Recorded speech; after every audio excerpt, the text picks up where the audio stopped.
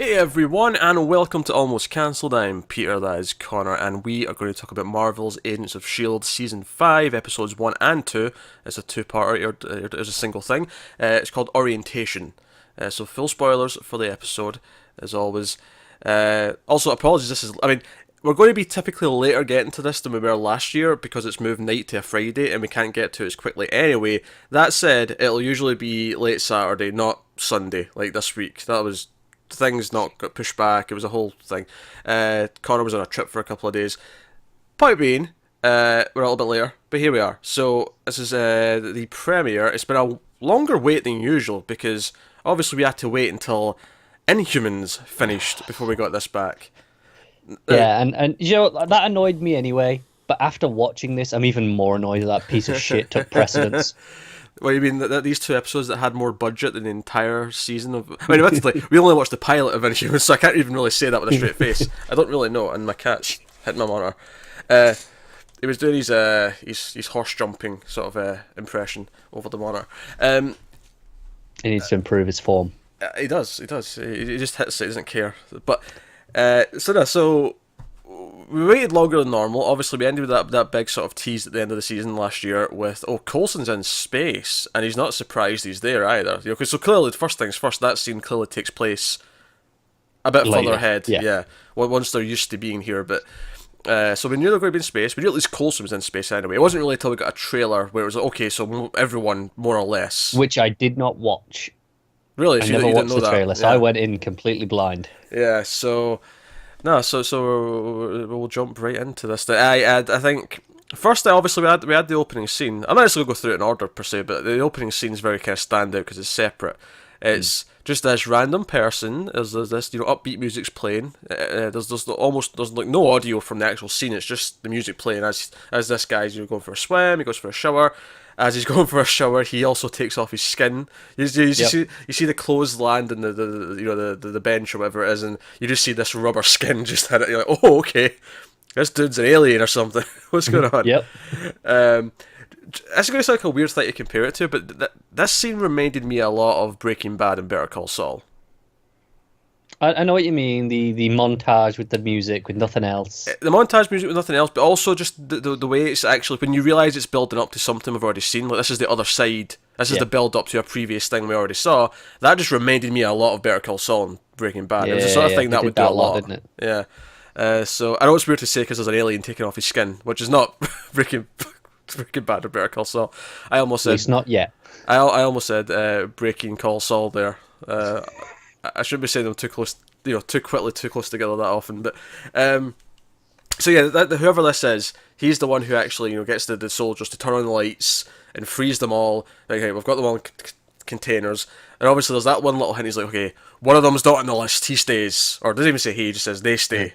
Yeah, we don't know who it is.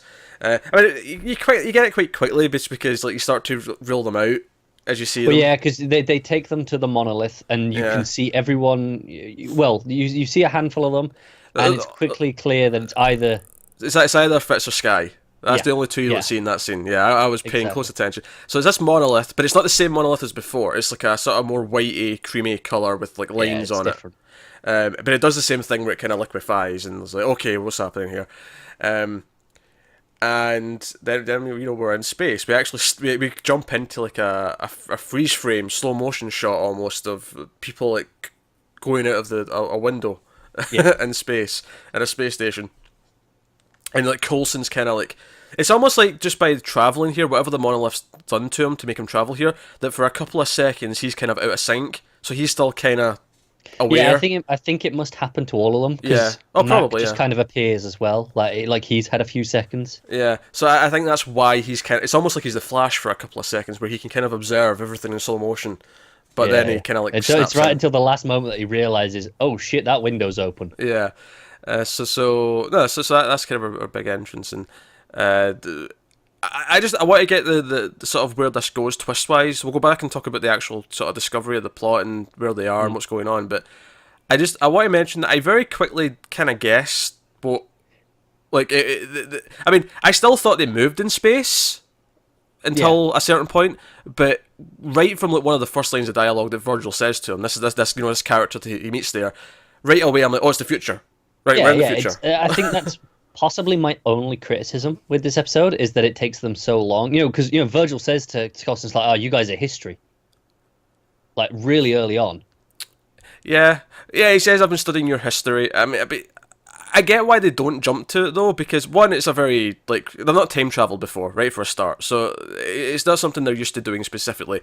And secondly, the previous monolith did just move them in space, so they had reasonable expectations to think what they thought. I do think they go on a little bit too long though before they kind of figure it out. That's because they want the end of the first part to be the big I know, moment. I get it. It's a nice moment. Well, they all find out at the same time in different ways, and it's like, oh shit, like all this is happening. But no, so right away, I'm like, okay, I'm digging this tone. We've got monsters. There's these monsters running around this floor, this space station. And Virgil's like, oh yeah, it's the roaches, we call them. They're running around. And we have to... This kind of felt like Alien. It was very Alien. In fact, even some of the music was very Jerry Goldsmith. When it was just in the space, and it was very kind of... I don't even know what instrument it is, but it's like a... It's always, I think it's like a harmonic on like a violin or something like that, where it's just kind of like going back and forth. This high-pitched thing. But it's very Alien. It reminded me a lot of Alien. And the other thing, obviously Mac has his big entrance where he punches the guy before he can... Because he's about to tell Coulson what's going on. He's like getting to it. He's finally getting to the point, and Mac punches him, and we get a little joke. But, by the way, Mac was MVP with the comic lines this double. Absolutely. He was hitting some great things out there. Oh, let's not split up. It's a horror movie. We all know what happens when we split up, and we all know who's going to go first. So, no, we're not splitting up. Gold. Oh, and then the really meta line at the start where he's like, oh, space. Yep, one thing we're not done yet. Yeah. Super meta, love it, great. So we kind of like meet who's actually come here in various ways. Yo-Yo and Simmons are kind of together in a different place next to a bunch of dead bodies who have died from the roaches or whatever. And then eventually we get to May, who, of course, this is the thing with May. She has to be injured in some way, otherwise we don't think there's a threat. Because if she's at 100%, it's too easy for her. Yeah. If she's at 100% and the entire team's fine, there's no danger, there's no threat. Exactly. So she has to be incapacitated at least a little bit. Yeah. Every time. Yeah. This is what happens. So everyone sort of pops up in various ways. We get not Star-Lord popping in. It's a good entrance though, I have to say. This character named Deke, who we come to know, who we just saw on Channel Zero No End House, the actor. So it was nice to see him. Speaking of actors, did you recognise? So later on, because we find out the Kree are involved, and later on we get this sort of evil right hand woman, the really sinister looking. I guess the first time we've had a female Kree actually. She's got the what I'm going to call the phantasm balls. If you've seen Phantasm, you know why I said that. But she looked very familiar. Did you happen to peg what she was from? I didn't, but it was racking my brain. But I literally just finished this, so I didn't have time to look it up. She played Julie Mao on The Expanse. It's all clicking. In fact, the big bad Kree that we get to eventually, what's his name, Cassius, the actor in that, I didn't recognise him, but when I was looking at the various new people to see what they were from, he was in a movie called A Girl Walks Home Alone at Night a couple of years ago, which I liked a lot. Very good movie. Yeah, I didn't recognise him in that. I think he was like sort of gangster guy with the goatee in that. So obviously it looks very different because he's painted blue and no facial hair or anything like that. But no, it's just the new actors, just to sort of work through them. But no. Sky gets a big entrance, like the roaches, like the two pairs we had have joined up. They're running from the monsters. There's a great joke again. In fact, very violent a couple of moments, like proper horror movie violence at two occasions. Virgil getting in the head from the roach, just this like sharp tail or whatever it was through his head. That was brutal. Later on, when Sinara, who's the female Kree, when she uses her balls to like kill someone, that was also pretty brutal. You like the phantasms? They're basically Yondu's arrow to keep them in the wheelhouse. Sure, but Phantasm's better, so I'm going with Phantasm. I can't argue because I haven't seen it. So you see Phantasm. Phantasm's a classic, but so Sky gets this big entrance where she actually pops the roach from behind with her quake powers, which was making me think very Stranger Things, because it's very 11 from Stranger Things. These things are not 100 miles away from the demi-dogs. Like, they're not, no. Yeah, there was similarities. honestly, my favourite moment of the entire double episode might be quite early on. Oh, It's after the debate, like, oh, split up, we can cover more ground. And Max like, no, I don't split up. It's a horror movie. Ever seen one of these things before? And it's like, well, what's the call, boss? And then it cuts to them in V formation with Sky at the front with their hand out, and they're like Scooby Doo, just sort of sneaking down the hall really slowly. yeah, yeah. I don't think I have laughed that hard in No, a it's long time. especially when Coulson's like, "We've never looked this cool." Yeah, and that hard cut to them sneaking down the hall like Yeah, that, all that hiding was behind Sky fantastic. because she has the powers. Like, Yeah, she's yeah. the only one with offense right now. Put her at the front. That really tickled me. So yeah, the first half is largely okay. Alien horror movie, running away from creatures, figuring out where we are, teases of things. Obviously, when it all kind of ramps up at the end, and like Coulson's arguing with Deacon, he's trying to explain, oh, we were at a diner, we had pie. And he's like, wait, pie? You're from this place? Like, tell me again when you're from. It's like, he's like, oh, Wisconsin. No, no, no, wait, not where. When? What year? Uh, was actually almost a Terminator reference, actually, if you remember one of the early scenes in that. But so he's pieced it together. As his meanwhile main Gemma of like got a spaceship and May can fly a spaceship because of course she can. She's a badass. I appreciated it was painted in Boba Fett colors. I'm just putting out. I know you don't care, but Does he even have colors? Like a specific color set that's associated with yes, him? yes, those colors, the green, brown, and grey. Sure, whatever. It's green, brown, and grey. But it was those specific shades. All right, okay, all right, sure. They see that the planet's been like ripped to. I mean, it's not even in half. It's like there's like maybe like a quarter of it kind of still A there. shell. Yeah. So you got that there. You got like floating debris. The debris field is Earth. We're not even moved in space. We actually literally just went in time and appeared. And I wanted, so obviously a big thing here is that Virgil is like, oh, I've been expecting you to come. Like I knew you were going to come and save us at some point.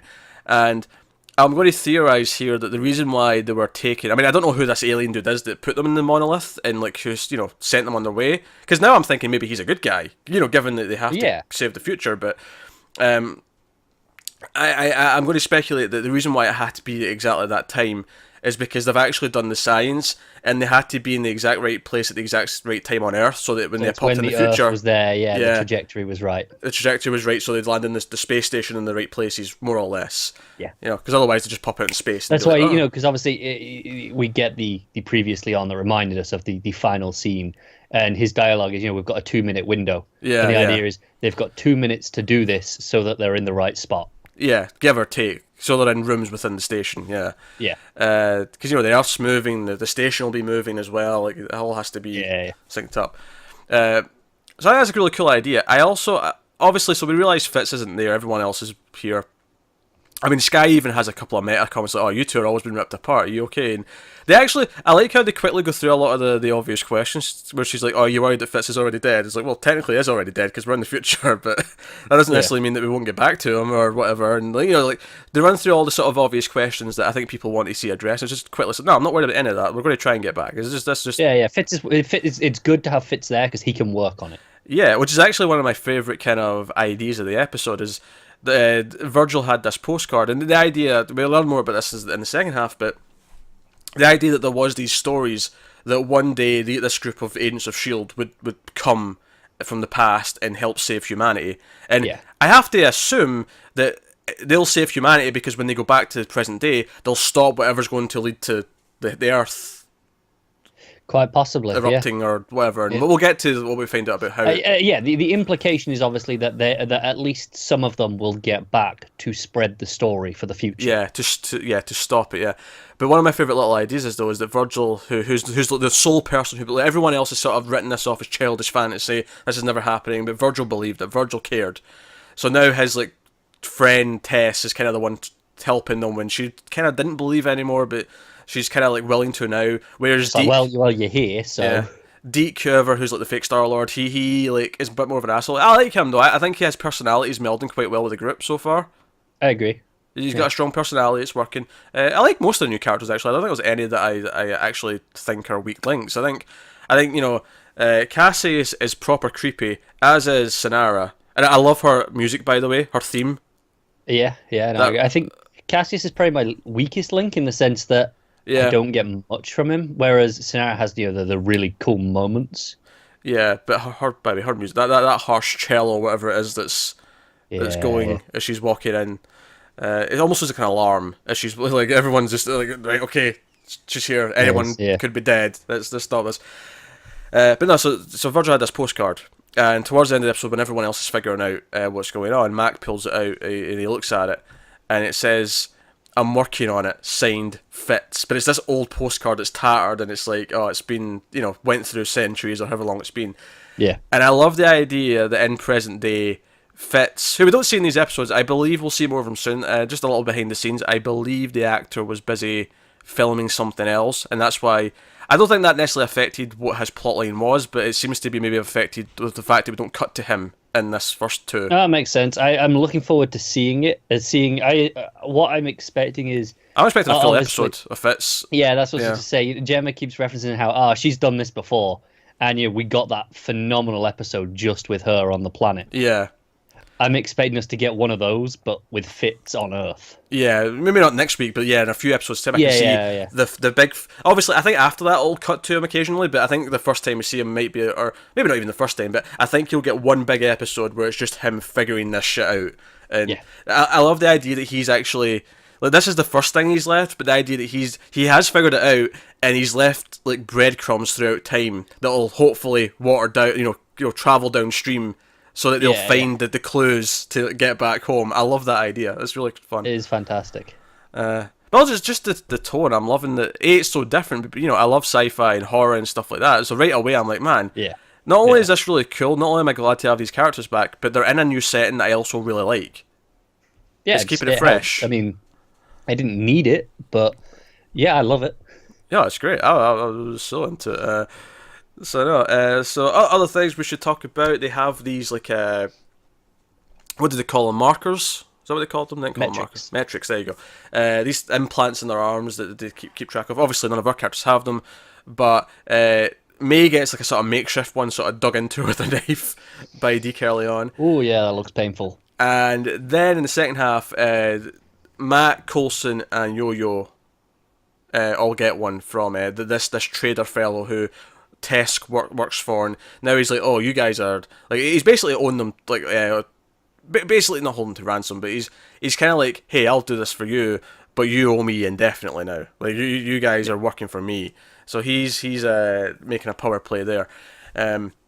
I do kind of like the idea that everyone here is so cynical. Everyone's like, no, the Kree are the only reason why we're alive. The Kree, built this place, or are keeping us. So we just sort of answer to them and do what they tell us. They Yeah, are it's overlords. this or nothing. Yeah, I do like the idea that our team are going to kind of inspire hope and like, no, we can fix this. Because even when they first go to that marketplace and May's like, all right, let's start looking around. Who can we fight? Who can we take down? Like we can help you with this test. We can fight back.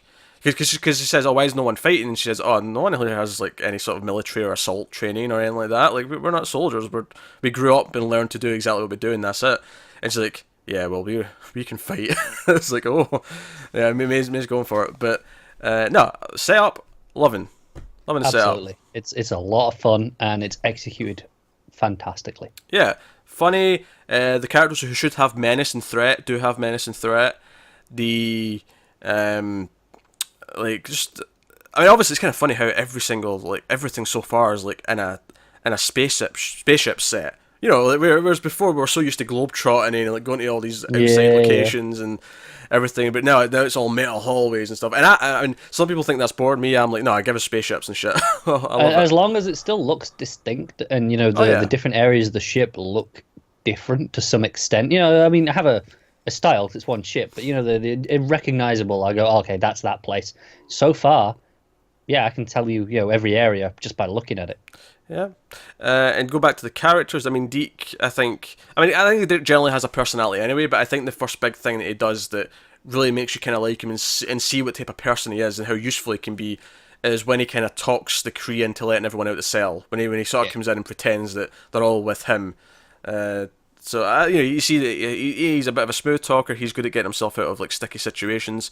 But then as the episode goes on, we find out that he's also running the framework. He's got like a makeshift version of that, and he's like basically sells it like a drug to people to go in and like basically escape and like live on Earth as it was as best he can describe it. But there was some fun little jokes there where when Sky follows him in and he's like, have a sit down, have a beer. He's like, nah, you probably shouldn't. I have no idea what beer tasted like, so I just had to make it up.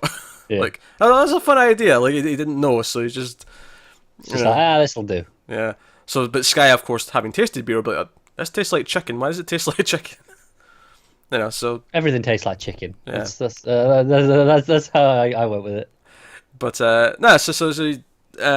all these fun ideas, and then things get really broke because when we bring in the Kree and we bring in Sonara, and this whole idea that every so often they come in and like, okay, the bottom 10%, 5% of people who are not earning enough money, not pulling their weight, like their markers all turn red, and it basically turns into like a battle royale between these people where X amount of them have to be dead, so they all start fighting it. Because this was kind of the moment in the second half where I just went, what the hell is going on? Like all of a sudden, because they've got this line they keep repeating. I think is a life taken is a life earned. Yeah. And so it's like, okay, this is different. Yeah, and they're all trying to kill each other. And you get that one big guy with a shotgun who's like trying his hardest. He's going through like a Terminator. Of course, he meets May, and May has other plans for him. I like when he comes across the three stuck to the wall with from the wrists. Yeah, the traders basically again the idea that he's controlling these three now. He's got like he basically makes them all magnetized to the wall. So he's like, oh, you're all in place. So if anyone has to die, it's going to be one of you guys. So I'll be hiding in here for the meantime. He comes in, he's like, where is he? It's like that way. They all just point. Yeah. No, again, Shield has always had this where it can split in the humor. All these moments that in it really works. But having missed it for so long, like having it back here and just... There's a fantastic piece of music during that sequence as well, which is, I mean, I say it's a little cheating because it's very, very, very similar to the the iconic piece of music from 28 Days Later. Oh yeah. It plays that same progression, the same kind of rhythm. And it's like, okay, it still works because it's a great piece. Also, I can't talk about the music in an episode of this show and not just applaud the use of Quake's theme as she entered the scene with the power. I'll always do it. I'm never going to get bored of it. Never. That's great. I like that we're getting a lot of synth versions of a lot of the themes as well. Like even the main theme with the title screen. Yeah.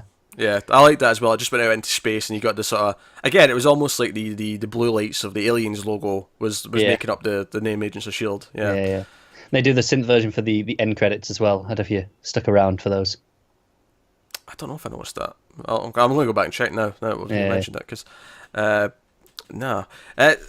So...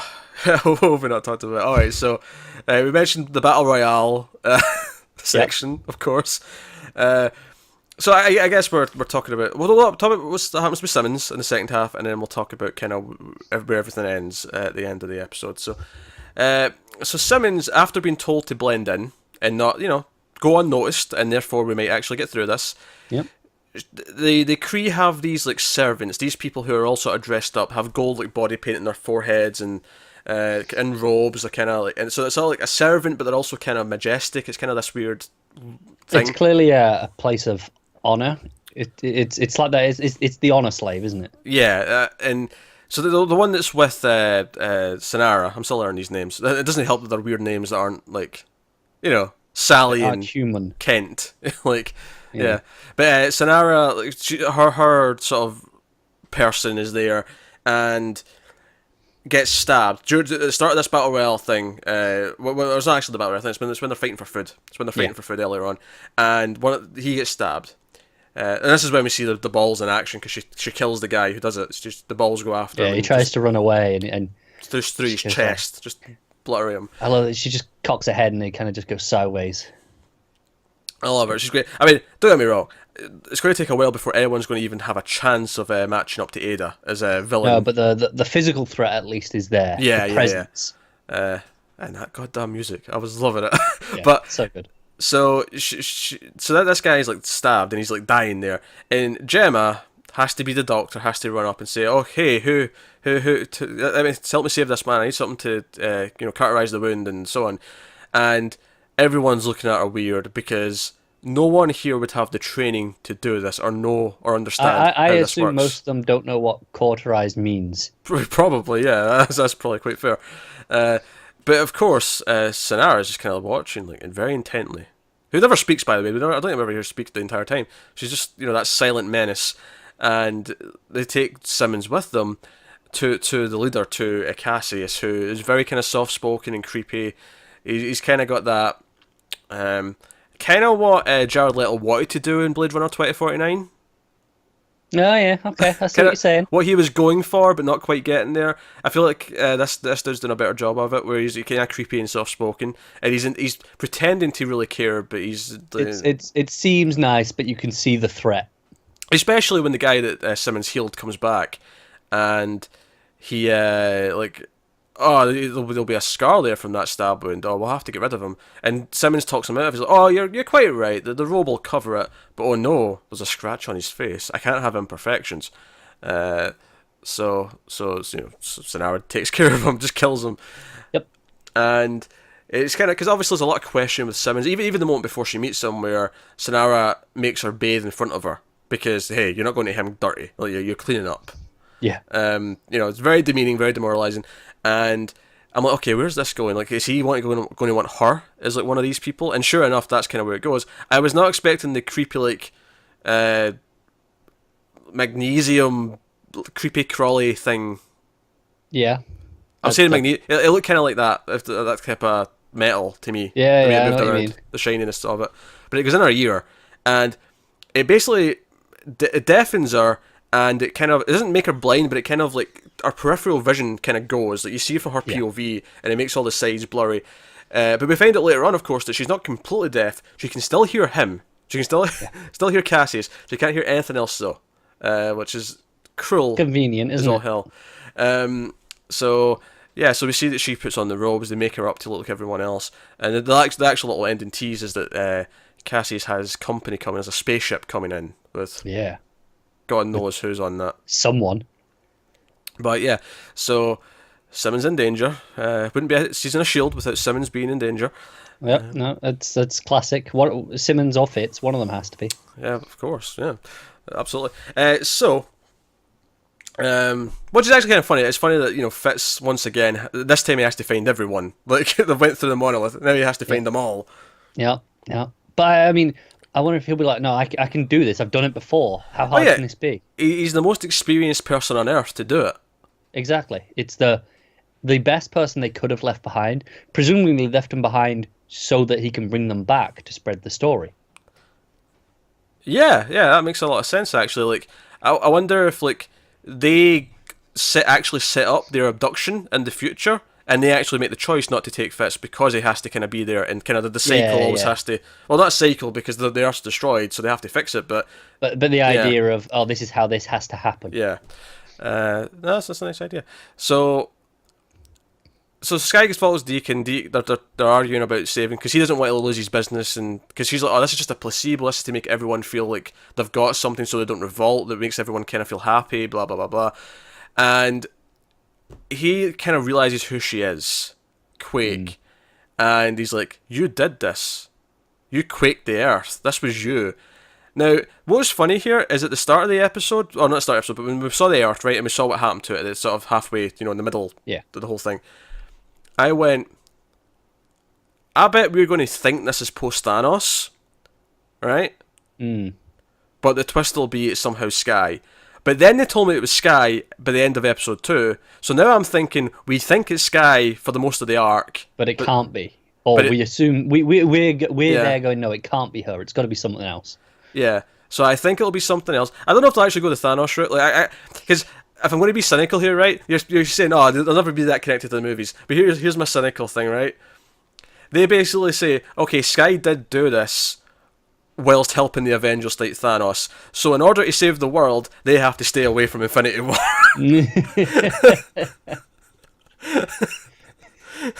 God's sake.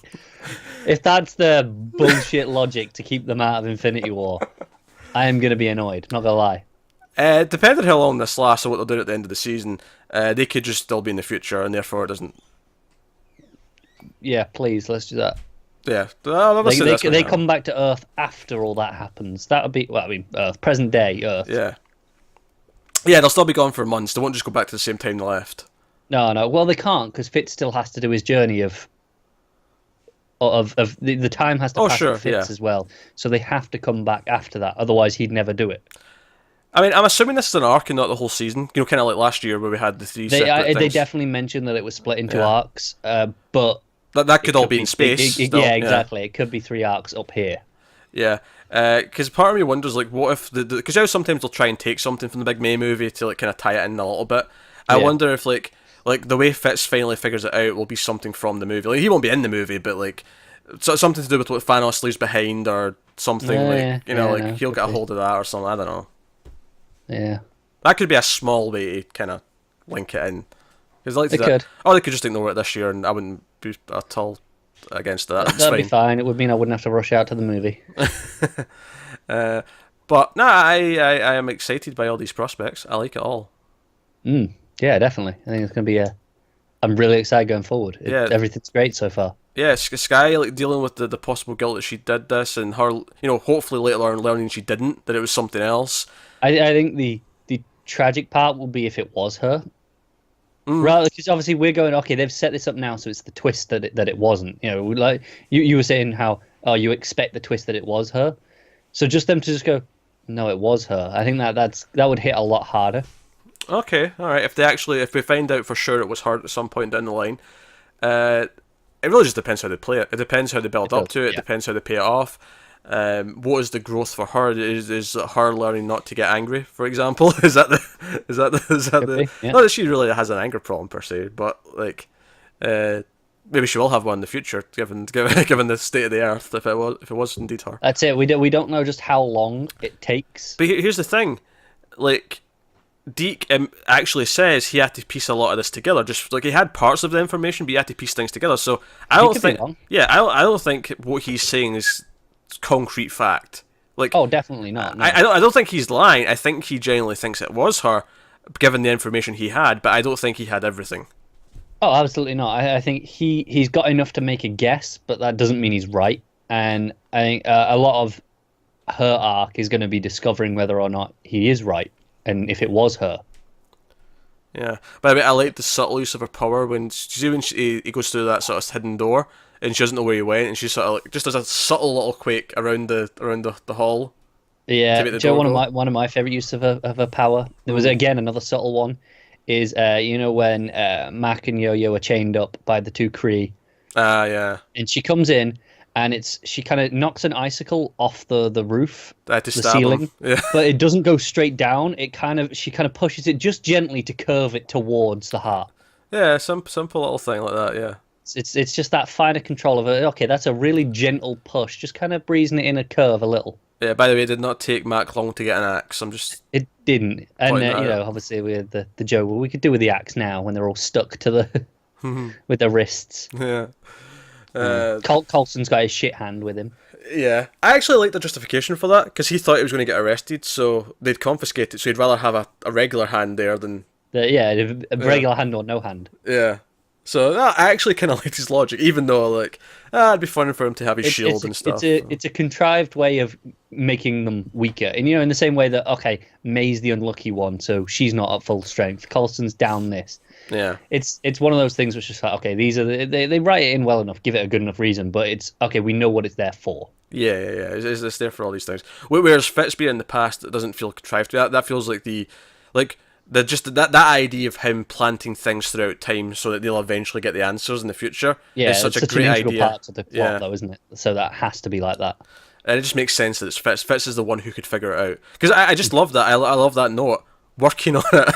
Fitz. I like that there's no hesitation there on his, presumably. It's just like, no, I'm doing this. Well, I wouldn't surprise me if there was hesitation before he wrote it, but I like the idea that he spent time figuring it out. Point of view, yeah. And then he when he wrote that, he's like, no, I'm working on it. It's gonna be fine.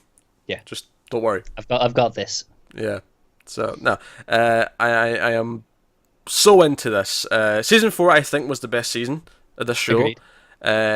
And I think first arc was the weakest part of that season. Oh sure, I think that was on its own was pretty weaker than season 3. but then the next two parts more than made up for it. Yeah, the LMD and Agents of Hydra were the best the They're the show's best the done. show has ever Yeah, been. Yeah, and so far this feels like it's going to at least match it. yeah. Maybe It's in a on different par way, so far. but so far I'm way into it. So there you go. So we'll be back again a day earlier next week, sometime Saturday night, with episode 3. So look forward to that. Let us know what you thought of this premiere in the comments below. Like, subscribe, all that stuff. Get us on the Twitters at mailed_fuzz for channel updates. If you want to support the channel, head over to patreon.com/mailedfuzztv. You'll get a link to that in the description and the corner of the video. But otherwise, that is us. So thank you once again for watching. Keep watching TV, guys. Have you got any vanilla?